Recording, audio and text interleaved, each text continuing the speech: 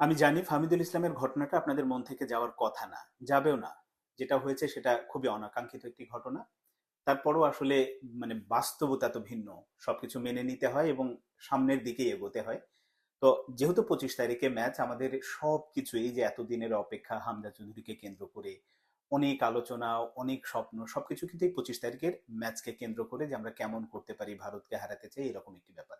তো যেহেতু বাংলাদেশ আজ হামজা চৌধুরী অফিসিয়ালি দলের সাথে প্র্যাকটিস শুরু করেছেন এবং ভারতও প্রস্তুতি ম্যাচ খেলছে, সবকিছু মিলে এই দু দলের 25 তারিখের ম্যাচের ফলাফলটা কি হবে সেটা হয়তো আমরা এখনই অনুমান করতে পারবো না, শুধুমাত্র আশা বা স্বপ্ন দেখতে পারি।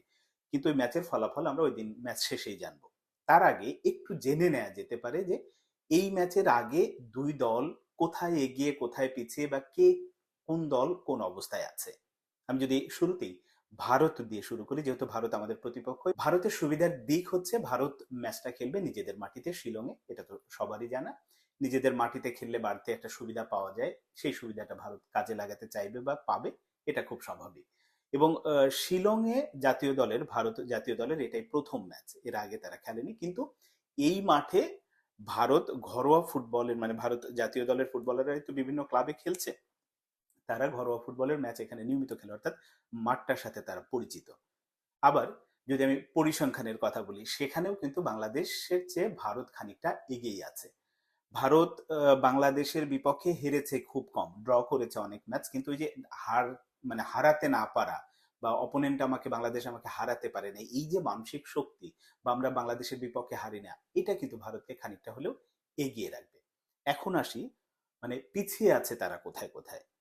প্রথমত তাদের সময়টা ভালো যাচ্ছে না। 2024-এ 8টি ম্যাচ খেলেছে, একটিতেও জিততে পারেনি, কোচ বদল হয়েছে, সবকিছু মিলে তারা খানিকটা চাপেই আছে। এবং সেই চাপ থেকে কিন্তু সুনীল ছেত্রীকে ফিরিয়েছে, এবং এই সুনীল ছেত্রীকে ফেরানোটাও তাদের জন্য এক ধরনের স্বস্তির জায়গা। এবং সেটা কতটা কাজে লাগবে ম্যাচের দিনই বোঝা যাবে। আর একটা দিক হচ্ছে, সুনীল ছেত্রীকে ফেরানোর পরেও কিন্তু তারা স্বস্তিতে নেই, দারুণ অস্বস্তিতে আছে।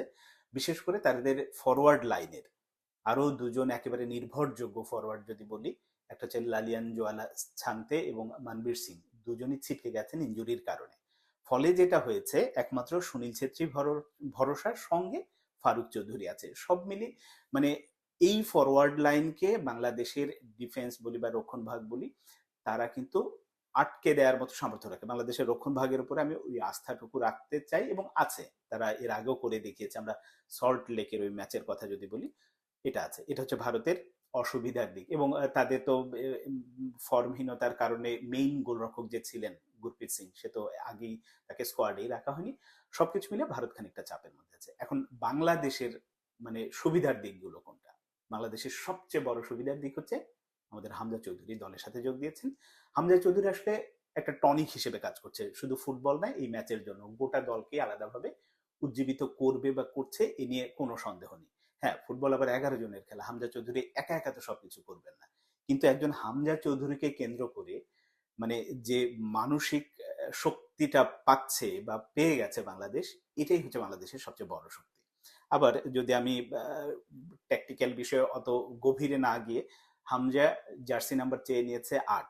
8-এর যে কাজটা, ফুটবলের কৌশলগত দিক থেকে ইউজুয়ালি ফরওয়ার্ড লাইনের সাথে বা একেবারে অ্যাটাকারদের সাথে তার যোগাযোগটা বেশি থাকে, এবং হামজার ওই অ্যাবিলিটিটা আছে। শুধুমাত্র মিডফিল্ডেই যে তিনি কাজ করবেন তা না, হামজা চাইলে গোল করার অ্যাবিলিটিও তা আছে, এবং সেসব কাজেই হয়তো কোচ ব্যবহার করবেন হামজাকে, এবং এটা একান্তই কোচের বিষয়।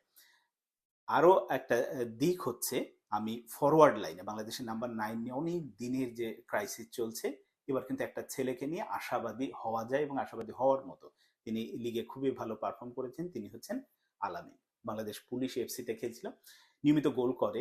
এবং গোল করাটা, আমি লিগের মানদণ্ড দিয়ে জাতীয় দলে তিনি গোল পাবেন এমনটা বলছি না, কিন্তু তার মধ্যে গোল করার যে তাড়নাটা, কোথায় গেলে বলটা আসবে এবং সেখান থেকে গোলটা করা যাবে, এই ব্যাপারটা তার অসাধারণ আছে। এবং এই কারণে আলামিনকে নিয়ে আশাবাদী হওয়া যায়।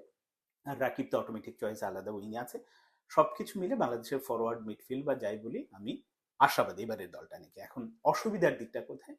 অসুবিধাটা হচ্ছে, এই যে আমরা এত স্বপ্ন দেখছি, এত কিছু করছি, এর আগে দলের কম্বিনেশনটা ঠিক করাটা খুব দরকার ছিল। হ্যাঁ, আমজাকে হয়তো আমরা এত আগে থেকে পেতাম না, কিন্তু বাংলাদেশ দল একটা প্রস্তুতি ম্যাচ খেলতে পারতো শক্ত প্রতিপক্ষের বিপক্ষে, সেটা জাতীয় দলের বিপক্ষে হলে ভালো হতো।